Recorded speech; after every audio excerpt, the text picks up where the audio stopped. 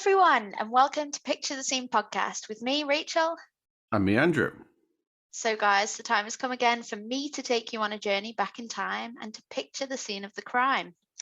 But as the usual protocol, we need to get into a couple of things before we get into the podcast. So, our wonderful dedicated listeners, I need to remind you that this is a true crime podcast, so listener caution is advised. I totally forgot to add any trigger warnings on the last episode, which I'm very sorry about, but this time around you'll be pleased that there aren't any trigger warnings for me to announce. But it is true crime, so it's not exactly going to be pleasant. Also, we'd absolutely love to hear from you, so please do go check out our socials, Instagram and Facebook, and leave your feedback for us in the form of messages, or you can subscribe and rate us wherever it is you download your podcast from. We've had some amazing feedback lately. I'm honestly overwhelmed. So many of you keep on coming back to listen, and Andrew is too, obviously. Yes. So, yeah. So thank you, and please go and tell a friend, a family member, or even a colleague about us, because it would be epic if we continue to grow our listener base and hear more from you lovely lot. Don't you agree, Andrew? I do agree. Yes. Please Cool. do. Nice. So, Andrew, how have you been since we last caught up face to face, might I add? I've been, face to face. It's been, my life's never going to be the same again, Rachel. But yeah, no, I've been great, thanks. Yeah, it's just plodding along with life, working, non-work stuff. But yeah, happy days. What about yourself? Yeah, all good, all good. Yeah, I've come back, managed to dodge COVID. I'm going to touch wood there. And yeah, all good, just plodding along like you. Can I just, sorry, Rachel, I've cut you off. I told you I wasn't going to cut you off and I've cut you off.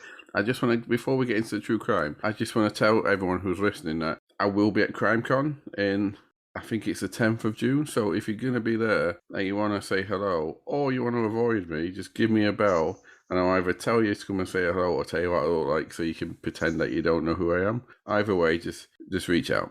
Good shout. And unfortunately, I won't be at CrimeCon because I will be landing back from my holidays a couple of days earlier, and it was a bit nuts to be able to get down to London. So next year, I promise.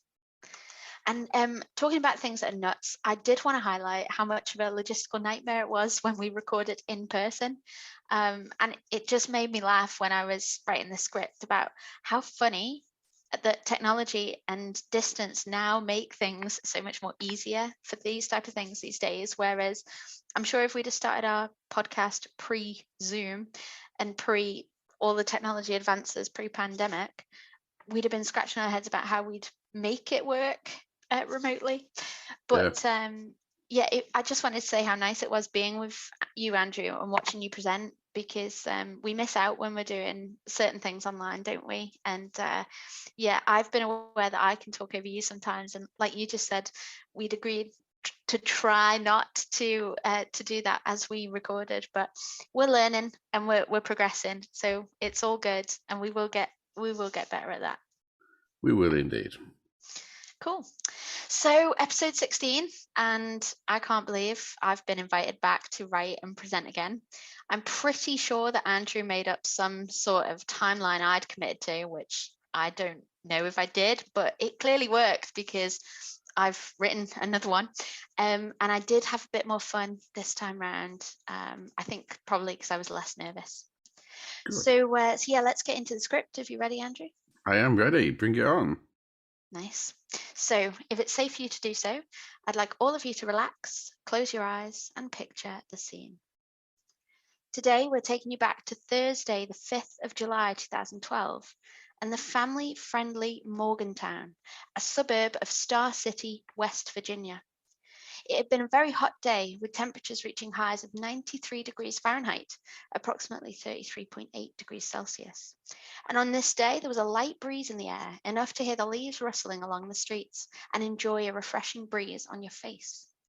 The sun set that evening at 8:51 p.m., and Skylar Annette Neese, age 16 at the time, was busy working the evening shift at a local Wendy's.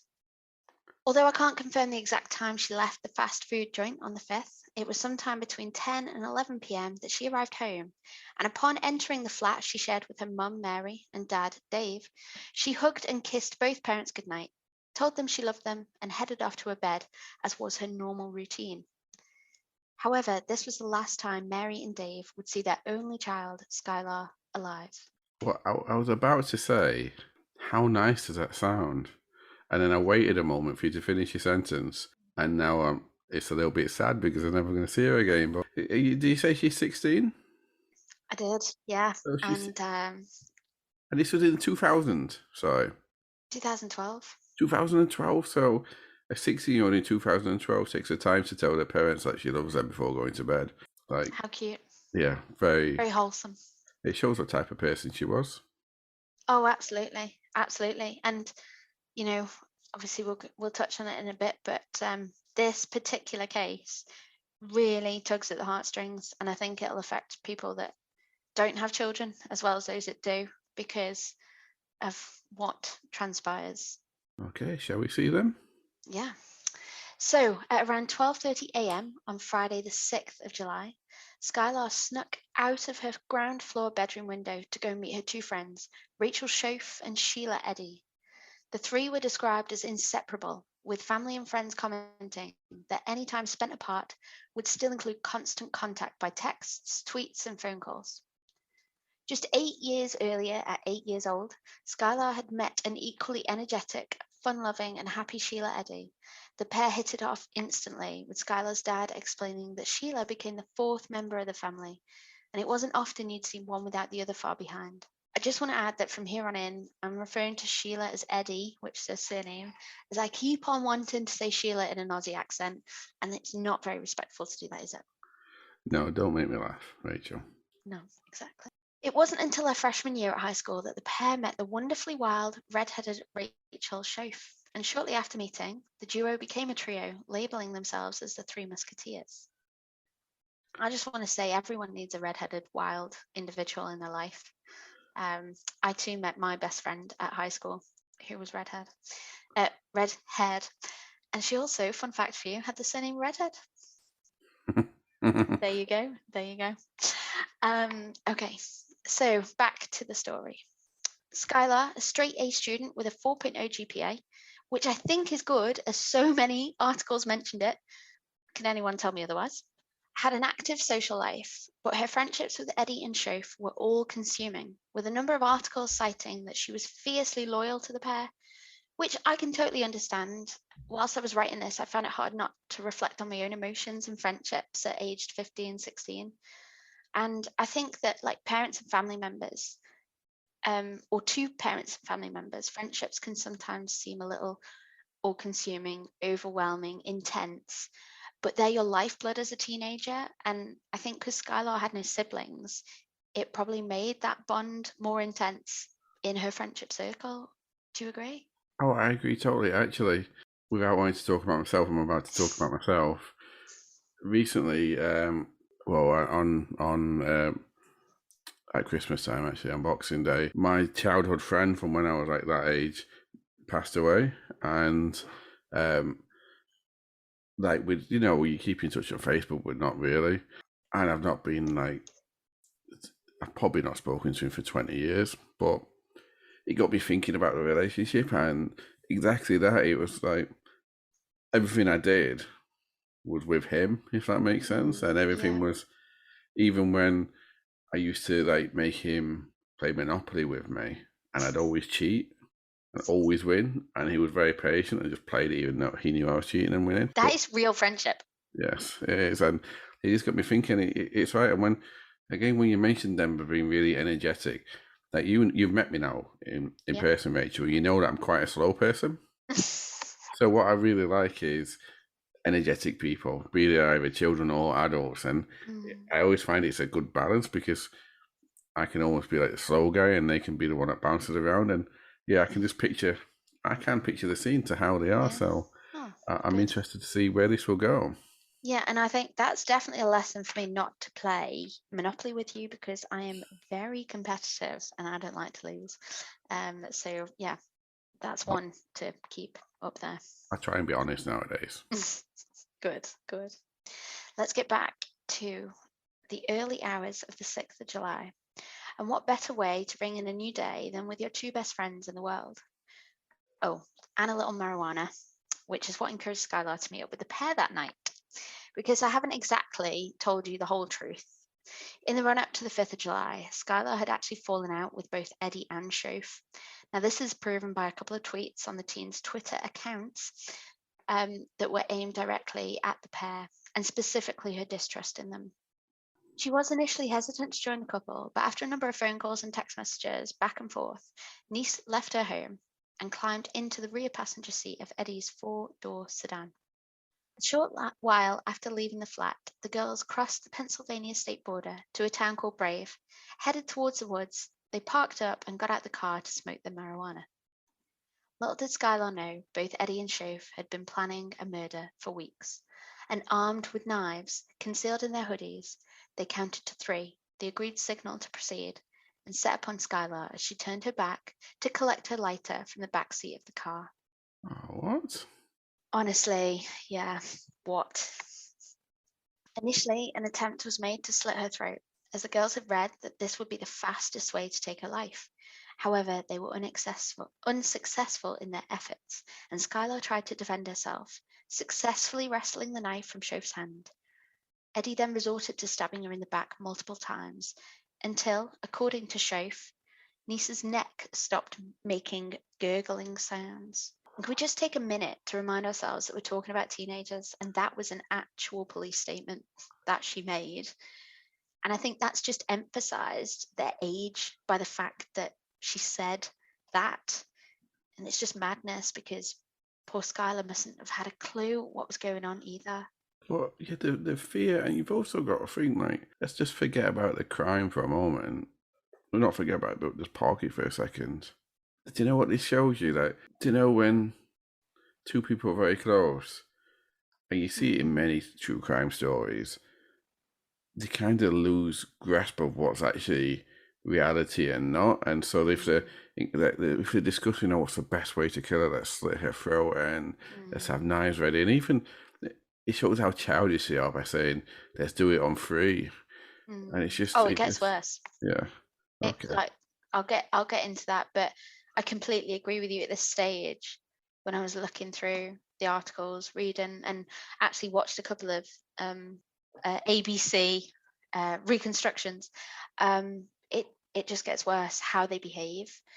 But no, I completely agree with you. It's just awful, and yeah, like she just didn't have a clue because, as I say, there'd been a couple of fights, but these were her 2 best friends. They just launched on her. Okay, well, I need to know more now, Rachel. Yeah. Okay. So shortly after killing her, the girls made an attempt to bury her body, but it proved too difficult to dig a grave in the woodland.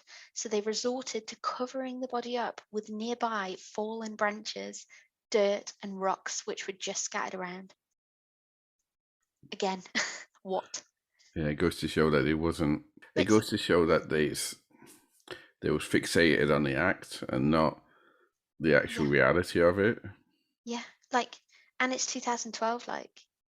Surely if they know that slitting her throat's gonna kill her fastest, they also know that people go on random walks with mobile phones and video footage, and anyone could just stumble across a body that's been covered by fallen branches and leaves and dirt. It's it's pathetic. It is childish again.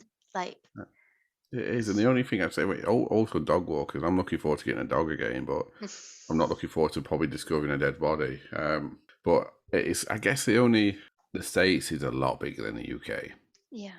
Like a billion times bigger, and that's scientific if anyone's listening. So it could be like they could have gone to somewhere where no one ever goes to, but even so, it shows a lack of planning. Yeah, absolutely. So the pair had brought a kill kit with them. So they returned to the car, proceeded to use the kill kit to clean themselves and the murder scene. They had some bleach, towels, and a change of clothes, which had all been packed neatly in the trunk of the sedan. They then just returned to their homes. Unfortunately, Skylar wasn't reported missing to police until the Friday evening. So her parents had left the house that morning. They'd assumed their daughter was still asleep. However, later on, in early afternoon, her dad arrived home to find her door was still closed. Upon knocking and entering, he then discovered her bed hadn't been slept in and her window was ajar. Dave suspected she was with friends and initially didn't raise the alarm. Instead, he called his wife, he called Eddie, and he called a couple of other friends to see if anyone had seen or heard from her, but no one had. She was due on a 4 p.m. shift at Wendy's, and just after 4 p.m. that afternoon, her manager called the house. Immediately at this point, alarm bells started ringing. Skylar had never missed work. It's reported that around 5 p.m. that evening, Eddie called back and spoke with Mary, confirming her, Skylar, and Shof had snuck out the night before for a midnight drive around town. She then dropped Skylar off at the end of the street just after midnight, according to Eddie's account. Mary then became concerned that someone had abducted her daughter from the drop-off point. So at this point, Dave called the police. Now, the following series of events are super unfortunate because of the circumstances, but an Amber Alert wasn't issued at the time Skylar went missing, as police had located CCTV footage of Skylar willingly getting into the back seat of a vehicle. And for those not unaware, an Amber Alert is issued when a child goes missing, and it's a US thing, and it's broadcast across radio, TV, and text across all states. However, there's certain criteria that must be met for an Amber Alert to be broadcast across all types of media and across all states. So, number one, law enforcement must confirm that an abduction has taken place. Number two, the child in question must be at risk of serious injury or death. Number three, there must be sufficient descriptive information of the child, their captor, and or the captor's vehicle to issue an alert. Number four, the child must be under 17 years of age.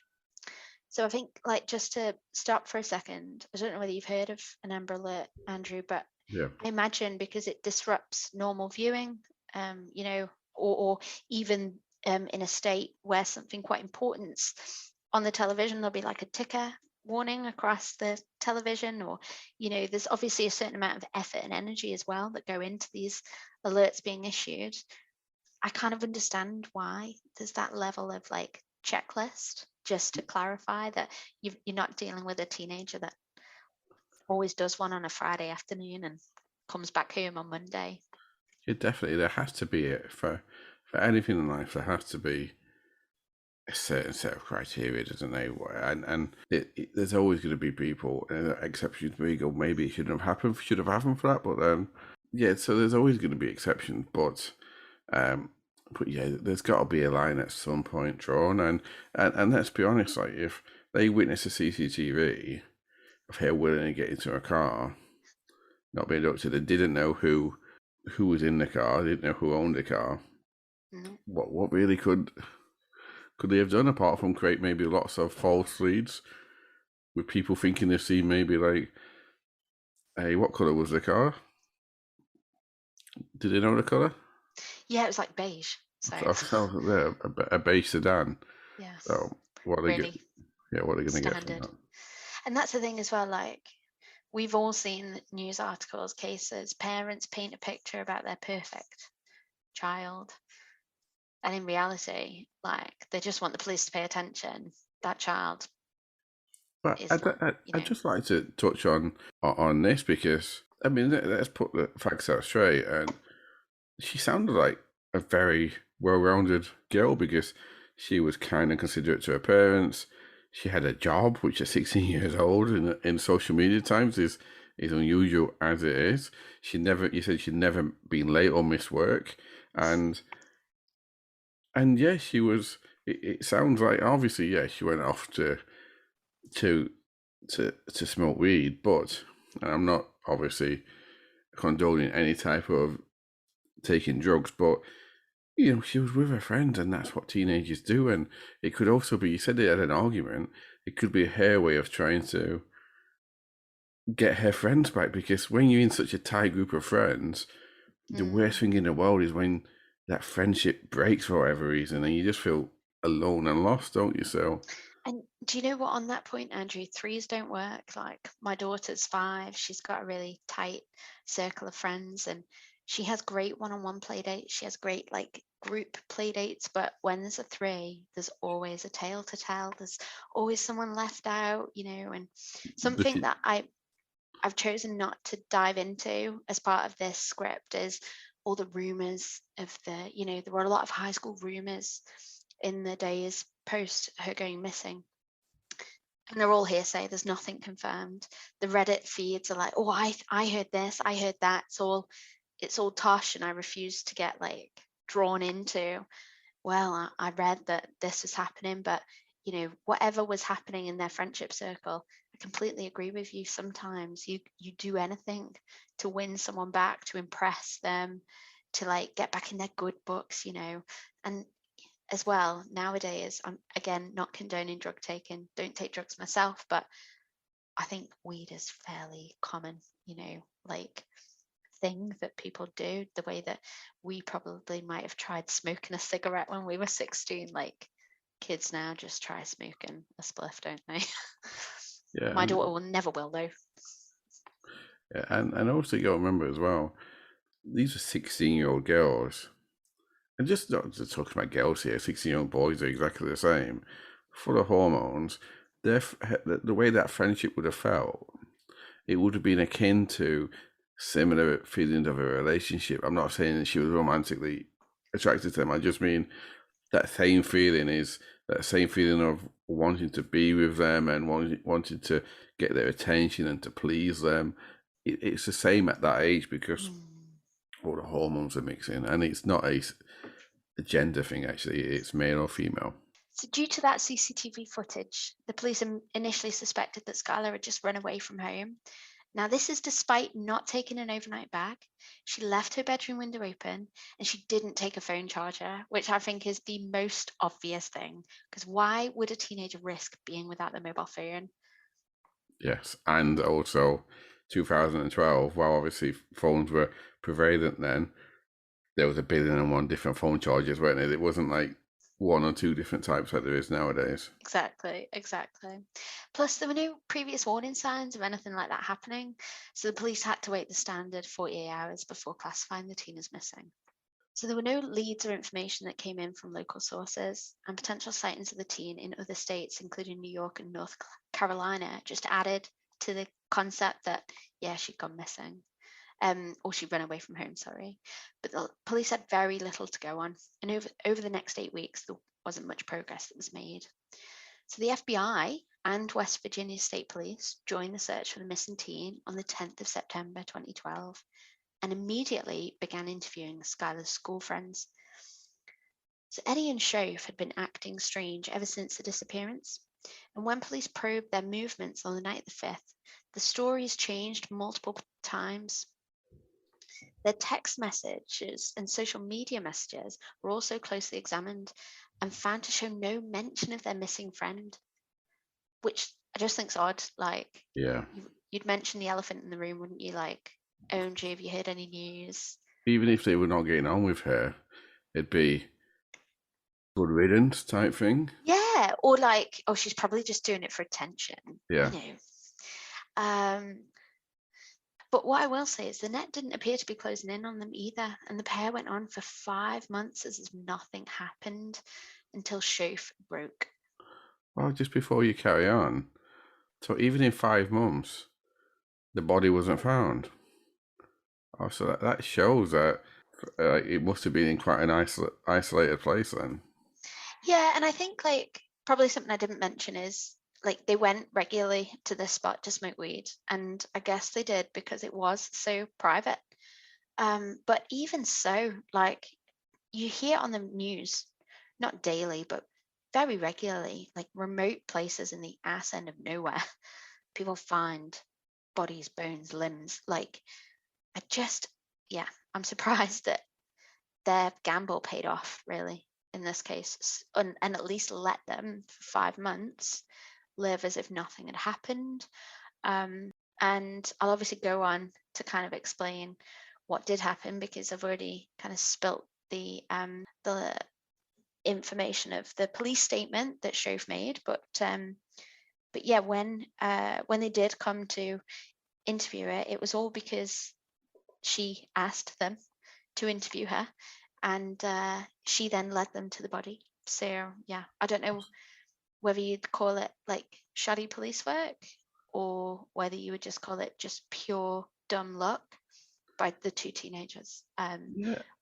Well, I don't know. Actually, it could be just luck, but like to live. I was about to ask you before when you said they lived 5 months of their life just as normal.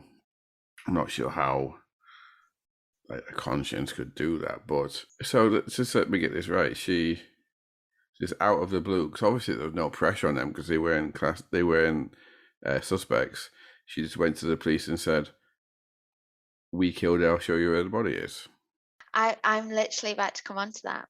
But Okay. what I will say before I do is they were investigated. You know, their phones were pinging off cell towers because it was 2012. Their dad, so Skylar's dad told the police they were wasting their time on Eddie and Shoaf at the point that their messages were being examined. Parents were interviewed a couple of times about the relationship with Shoaf and Eddie, and the dad was like, "You're just wasting your time. Like, she's a sister, like a sister to her." And you know, there were all these things that were pointing towards them, but so many people were saying there's no way. But yes, I'll get on to that. The way that Shoaf broke. So a 911 call was made on the 28th of December from Shoaf's mother, requesting police support as her daughter was behaving violently towards both her and her husband. Shoaf was immediately taken away from the family and home and admitted to a psychiatric hospital where she was held for the next few days. And I just wanted to point out again how amazing it was to read that she was admitted almost immediately to a mental health facility.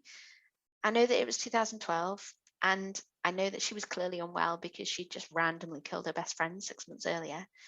But how amazing to see how well the police and mental health services worked closely together on this case, and from the call from the parents. I don't really think you see this happening very often. And if I think most recently in the case of Gabby Petito, like the police were really shit in helping that poor young woman who was quite clearly, the world could see on the police video camera, crying out for help, you know? So, yeah, credit where credit's due. I think the police acted really quickly and to help this poor girl who, and her parents as well, who were clearly in a desperate situation. Yeah, I would. I mean, I don't really know the Petito case, so I'm not going to comment on it. But what I would say, I've noticed from like listening to probably far too much true crime, is that is actually a lot better in the United States than it is in the UK.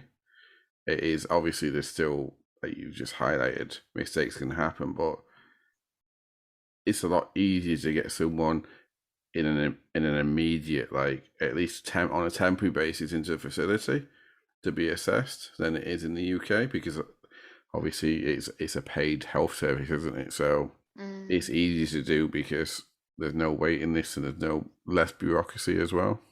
Yeah, good point. Good point. So on January the 3rd, 2013, while still at the psychiatric unit, Shoaf requested to speak with a lawyer and law enforcement about the incident.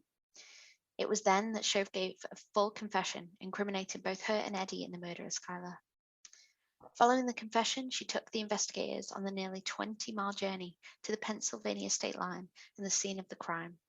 However, due to the wintry conditions, it took them over a week to locate the nearly unidentifiable body in the woods. It then took scientists a further 9 weeks to officially confirm the remains located were those of Skylar Neese. Wow. What about the question here, and I don't have a clue. So if you don't know, Rachel, please someone. Around a third of our listeners are in the States, so maybe you can answer this question. But if she was in a mental health facility, would that confession stand up? Even if she said, "I want to talk to a lawyer or the police," would she be able to say actually she didn't know what she was talking about? So, you're correct. And even though she did give a full confession, she was in a psychiatric unit.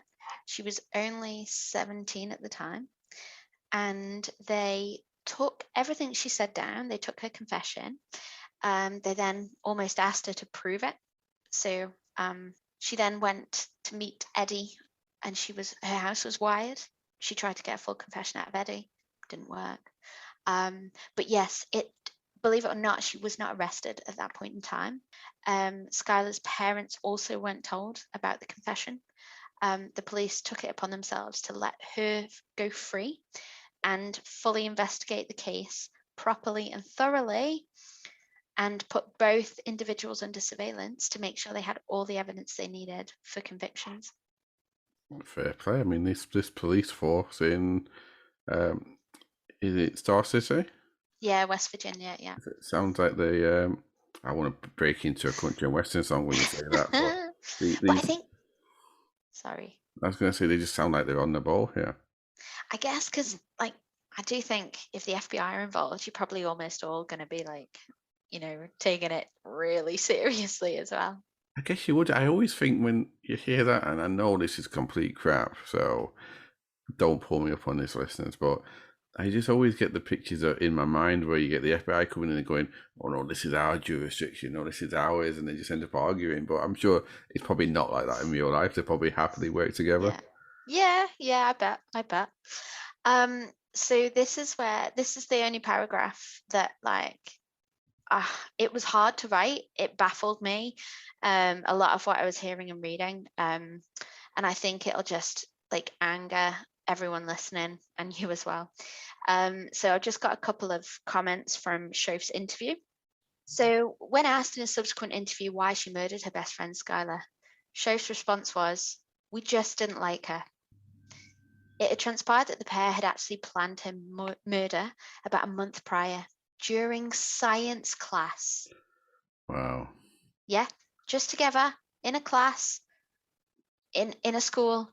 And actually, this isn't on the record, but some people have claimed to have heard them discussing, like, the hows I and the don't think that. wheres. I don't think that'd be true, because if you're hearing someone planning a murder, you're not going to go, "Oh, I'll do nothing until it happens." Or to 6 months later, even after But she went missing, you would go, "Yeah, I heard him say that," wouldn't you? You won't wait to. But you and I recorded a true crime podcast in a booth at work that had, like, pretty paper thin walls, and no one knocked on the door and said, "What the hell are you talking about?" Yeah, but to be fair, like, most people don't understand my accent, so I mumble quite a lot. But no, I know what you're saying. I get what you're saying, but you just think if they would have heard her planning it, they might have gone, "Oh, they're just like, they hate her and they're just talking about it." But when she went missing, and she's been missing for 5 months, maybe at some point they'd go, "You know what? Maybe they did actually do that." So I'm gonna have to call BS on that one, but maybe it's true. You don't know, do you, with kids? Yes. So yeah, during science class, that's how they planned it. That was when the initial spark came, and the overview, if you like. So during class, they planned to pick Skylar up at night, drive to a remote area, and smoke marijuana. Once they were in the woods, Shove said the plan was to count to 3, then stab her to death. They had chosen the night of the 5th of July because Shove was due to leave the following weekend for church camp and wanted it over and done with before she went. How charming. Before she went to study God's word, she wanted to make sure she killed someone.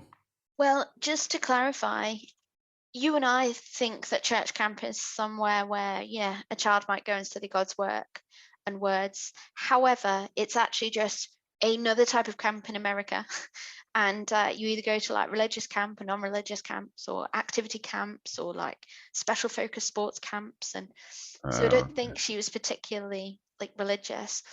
And there were pictures of her all over social media in bikinis on boats at camp with people she knew. And her face is just, she's living her best life. Days after she's murdered someone. What about? Okay, I want to ask a question, and again, I don't mean to show my ignorance here. July, is the 4th of July Independence Day? Yeah. Okay, I was going to say, so they would have probably had, like, a big party there, and she got killed on the early hours of the 5th. No, so it was the evening of the 5th she went home, and then at 12:30 in the early hours of the 6th she went out in the car. So imagine that, like, on the 4th, they would have been. Yeah. I'm not American, but they probably would have gone. Obviously, I'm not American, but they probably would have gone and had parties or a meal Uh-huh. or something. So they would have been just celebrating, knowing Yeah, and looking forward maybe to even, yeah, we're going to kill her the doing next that. day. But I just, again, just to take it back to that comment, because it's on the record, over and done with before she went off to church camp. Like how blasé. Do you know, like, Yeah. oh yeah, I wanted to complete that piece of work before I left for holiday. I wanted to, wash my car before the weekend was over. I wanted to kill my best friend before I went to church camp. Like, Yeah, what would be the I mean, what's wrong with nowadays? Just saying, let's just not talk to them anymore. yeah, yes, oh my God. Actually just like, what we used to do in the old days, just stop talking to people, don't like Yeah, you anymore. Unfriend you on Facebook, yeah. Well, mute your tweets on the feed, like no drama, no drama. exactly. I mean, when I was that age, yes, social media didn't exist, but I yeah, know, how I get lucky what you're were saying. we? How lucky were we? So on the morning of March the 13th, 2013, the US Attorney's Office announced the human remains found in Brave, Pennsylvania were those of Skylar Neese. Eddie proceeded to tweet a photo montage of the pair and commented that she was devastated by the news. At 6:37 a.m. on the 30th of March 2013, Eddie also tweeted, "We really did go on 3." Eddie was completely unaware at the time that she was under surveillance by the FBI following Shoaf's full confession 3 months earlier. Well, so she had the goal to almost like do a memorial for her, and then for her own private in joke, and probably that, or she thought was a friend who didn't say anything. We really did go on 3. Wow. I'm not liking this. I'm not liking this girl at all. No, no, completely agree with you. So on the 1st of May 2013, Shoaf was eventually charged and pled guilty to second-degree murder. She accepted a deal with the police for her cooperation. Later that day, Eddie was then arrested while she was out for lunch with her mum, and she was charged with first-degree murder. Unfortunately for Skylar's parents, Eddie pled not guilty in September 2013, and a trial date was set for January 2014. However, clearly aware that the prosecution had built a solid case against the now 18-year-old, she finally changed her plea to guilty of first-degree murder just 1 week before the trial was due to commence. And I think that is just showing how she enjoys playing out, the story, and she's playing with the parents' emotions. This is a girl that knew those parents for 8 years, had a key to their front door, was fed and watered and nurtured by 2 sets of parents, her own and Skylar's, and she was putting them through that for the next 4-5 months until eventually she said, "Yeah, I'm guilty," a week before the case. You've got to think 2 things. Firstly, I'm willing to bet before she was arrested, obviously, that her parents, not her parents, but Skylar's parents, Mm. probably sought some sort of comfort with her because they were best friend, and probably had conversations about her, as like sort of, do you remember when she did that, and do you remember when she did that, and you would have automatically gone towards a best friend, like you said. They were dissuading the police from saying no, they're definitely not got any part of it because they're too close, so they would have done that. And it's a question for you, Rachel, because you seem to know these things more than me. In the UK, if you commit the crime as a minor, but you're tried when you're an adult, you're tried as an adult, not as a minor, even though you committed the crime as a minor. Is that the same in the US? So the judge has the option in these cases anyway. I don't know whether it's standard law, and I'm happy to be told otherwise, but I did watch the sentencing reviews on YouTube. They're both available. And the judge had the opportunity, because both defense cases put forward the fact that the crime was committed when they were, what's the word? When Minors. they were minors, yeah.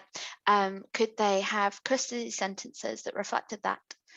But they were both sentenced as adults. Okay. And Probably. I don't want to, like, this is absolutely not fact. This is just me like filling in the gaps here, but that's probably because they played it out for so long. It was 2 years after, or like 18, 19 months after that, they eventually kind of, it all kind of came out, and they got to court. So, they were adult enough to keep the secret, and they were Yeah. adult enough to behave the way they did. And just wanted to kind of touch on something you said there about Eddie and her parents seeking solace in her. Her parents actually asked her to help put flyers in the neighborhood when Skylar was considered missing. She also participated in the searches and, the candlelit vigils, and there were tweets and, messages of worry and upset and all that stuff. Like, she kept up such an act. So for a 17-year-old, 18 at the time of sentencing, you should be tried as an adult because you damn well put on a great performance as an adult. Your behavior is not of a naive minor. Yeah, no, I agree with you. I wasn't quite sure how it works. Yeah. So the defense put forward the request, but the judge denied. So both Shoaf and Eddie were handed hefty sentences by the judge presiding over the case. Shoaf to serve 30 years. So if you recall, Shoaf was the one who cooperated. So she was to serve 30 years with the possibility of parole after 10, and Eddie was to serve life with the possibility of parole after 15. Unbelievably, Shoaf is due up for parole in 2024, which feels like hardly any time served for such an awful crime. And I can't begin to imagine how Skylar's family must be feeling about the prospect of their daughter's killer walking free and living out the rest of her life as a free woman by the age of 27. How's that fair? I know. I was trying to figure that out in my head, and I'm glad you said it. But one thing I do like about the U.S. justice system. I'll be perfectly honest. I don't like most things about the U.S. justice system, but sorry for listening to that. I just think sometimes it's a bit harsh and it can be a little bit biased. But one thing I do like is they take into consideration at parole hearings the feelings and the thoughts of the victim's family a lot more than they do in the UK. The UK is almost like it's paying lip service to them, but in the States here, they pay a lot more attention to it. Even at the sentencing, actually, they can get up and speak, can't they? But yeah. So I was about to say that, and I will include links to the sentencing. They're not great videos, but the content makes a quite interesting hearing, because you're exactly right.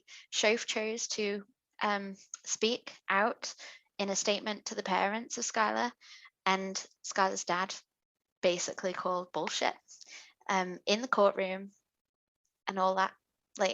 So yeah, you're exactly right. They do pay respect to the parents of the victim, and sentencing. Yeah, the sentences themselves harsh, fair. The parole doesn't sit well with me. And I get it. It's up to a board, but these girls can behave how they want to behave, and you'll see pictures of them as well. Again, Andrew, I've got some pictures for you to share on the socials. They're smiling in their mugshots, smiling. Well, there you go then. Just whilst we're on the recording, and appreciate people won't be able to see this at home, but hopefully, Andrew, you can see the pictures, and yeah, there's smirks, right? No, actually, I think that is. Oh no, I thought that was a work document. No, yes, yeah, you're right. Yeah. And that's almost just like they're posing for a photograph. Oh And yeah. this is when they're being arrested, so they must be so confident. So these were taken when they were transferred to prison. So these were. So this is after they've been convicted. Yeah. They've just been told that they're going to get. Do you know what? They're probably smart. I don't understand that, because they're probably maybe they're thinking that parole thing after 10 and 15 years for murder in the state seems quite low, but yeah, that's really odd that this. I just saw that after you said that, I saw the prison thing, but Yeah, it's really weird that. It is. And so I thought like they were quite appropriate photos to share. Instead of doing the three girls together in a lot of what is available on the internet. This isn't a story about those three girls, it's a story about two evil people killing one beautiful person. So yeah, I definitely didn't want to like publish a photo of the three of them all acting like perfect. Yeah. So I did want to mention a little positive note. So Skylar's Law has since been introduced, and updates have been made to West Virginia's Amber Plan. And this means that the state of West Virginia issues immediate public announcements when any child is reported missing and in danger, whether or not the child is believed to have been kidnapped. Now, I know this doesn't make up in any way, shape, or form for the awful tragedy, and it won't bring Skylar back. But I do believe that these positive movements are made when changes to the system are made following the impact of a case. And it leaves hope that one life, and hopefully more, will be saved in future because of the awful tragedy that came before. I Would you agree agree? complete. No, I agree completely. I always think that I don't agree with vigilante justice. So I always say like if changes need to make, they should be made properly, and so that's good. I mean, and Skyler was unfortunately, even if this would have been in place, she was already dead. I know. I know. So it wouldn't have helped her anyway. So the fact that it's going to help people in the future, children in the future. Mm.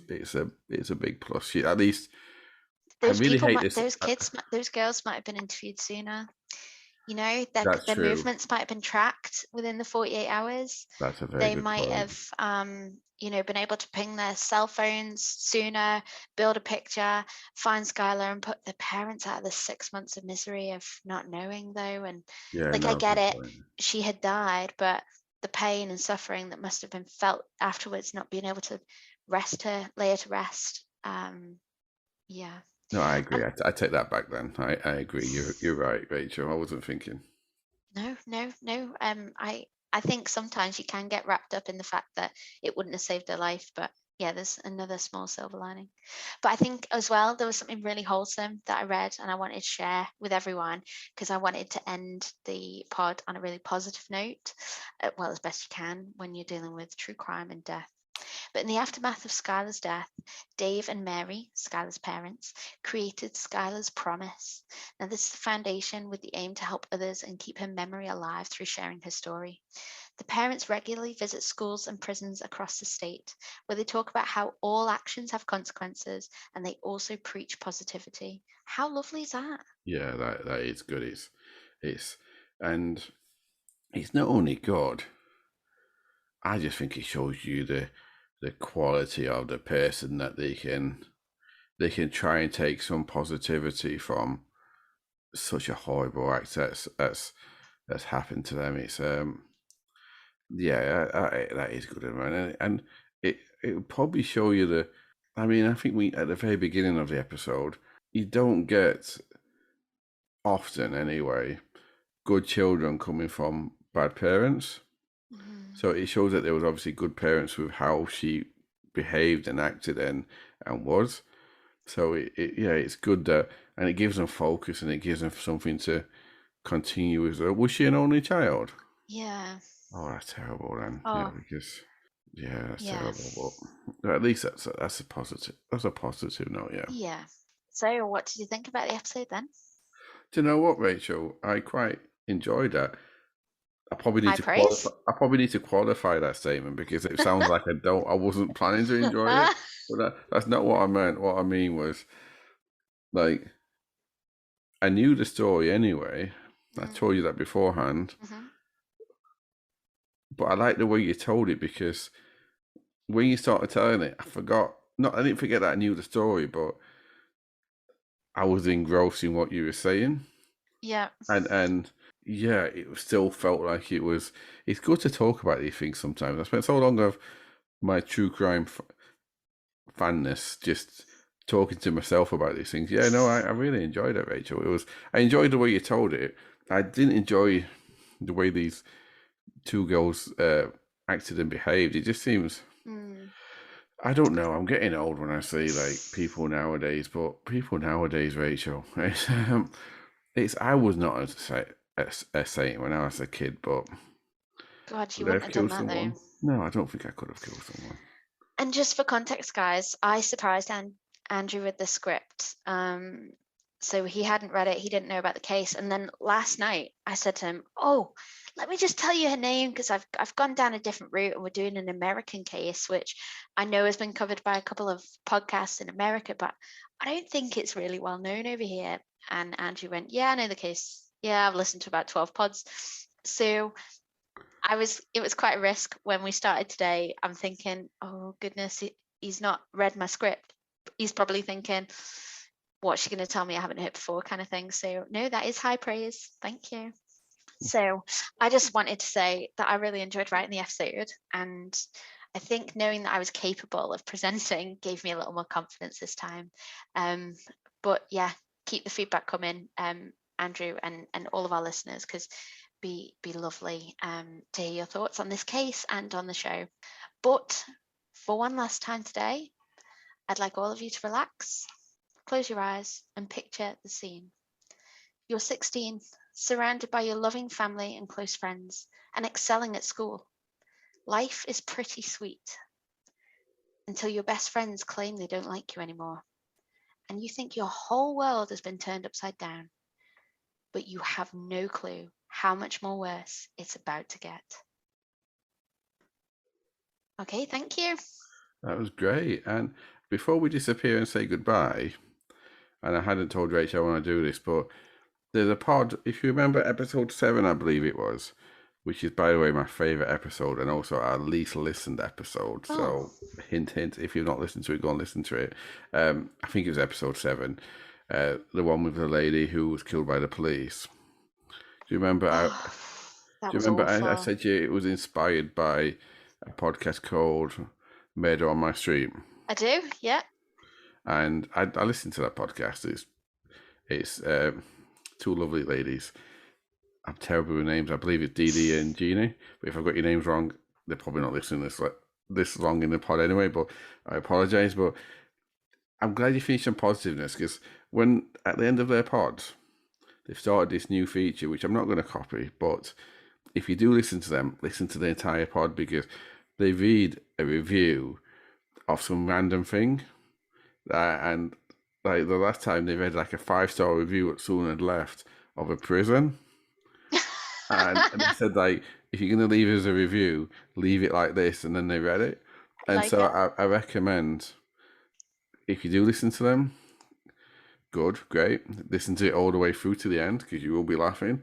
And if you don't, why not give them a go? They're going to be, they said, and I hope this isn't a false promise, but they said we're going to have to figure out the time difference and get us on their pod. Yeah, so, love it.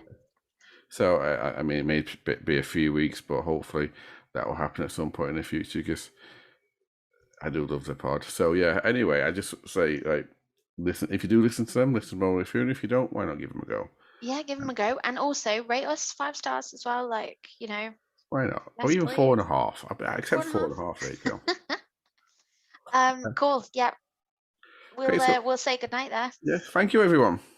Cheers, guys. Bye. Right. So, thank you, Rachel. I enjoyed it. I think we enjoyed it.